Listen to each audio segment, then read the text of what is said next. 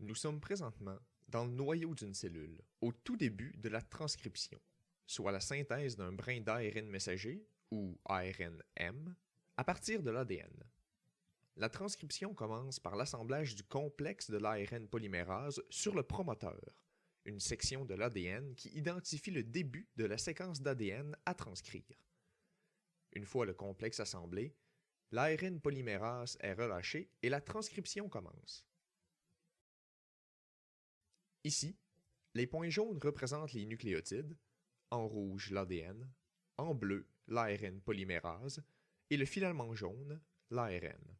L'ARN polymérase construit à partir de l'ADN double brin une séquence d'ARN simple brin, complémentaire. Toutefois, pour l'ARN, la thymine est remplacée par l'uracile. ATGC, les 4 bases pour l'ADN, sont donc AUGC pour l'ARN. Une séquence d'ADN cytosine, thymine, guanine, adénine produit donc une séquence d'ARN guanine, adénine, cytosine, uracile. Une fois que l'ARN polymérase rencontre la séquence STOP dans l'ADN, elle s'arrête et le brin d'ARN messager est libéré.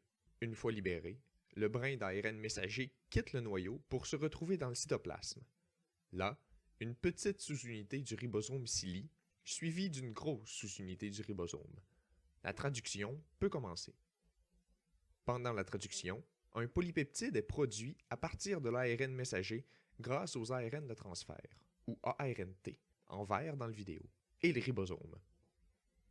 Premièrement, le ribosome sonde l'ARN messager jusqu'à trouver le codon correspondant à la méthionine, qu'on appelle le codon de départ. Mais qu'est-ce qu'un codon exactement? Il s'agit d'une séquence de 3 acides nucléiques sur l'ARN messager correspondant à un acide aminé très spécifique. Par exemple, le codon de la méthionine est AUG. Le ribosome est capable d'associer les codons aux bons acides aminés grâce aux ARN de transfert. Chaque ARN de transfert va reconnaître une section spécifique de l'ARN messager grâce à son anticodon, dans la section A du ribosome. Le ribosome va ensuite avancer d'un codon, ce qui déplace l'ARN de transfert dans la partie P du ribosome, où son acide aminé se lie à celui du prochain ARN de transfert qui vient d'arriver dans la section A. Finalement, le ribosome avance encore, ce qui pousse l'ARN de transfert dans la zone E du ribosome et le libère. Un truc pour se rappeler des 3 zones du ribosome, la section A, l'arrivée, la section P, celle du milieu, pour la polymérisation du polypeptide, et la zone E pour exit, là où l'ARN de transfert est libéré.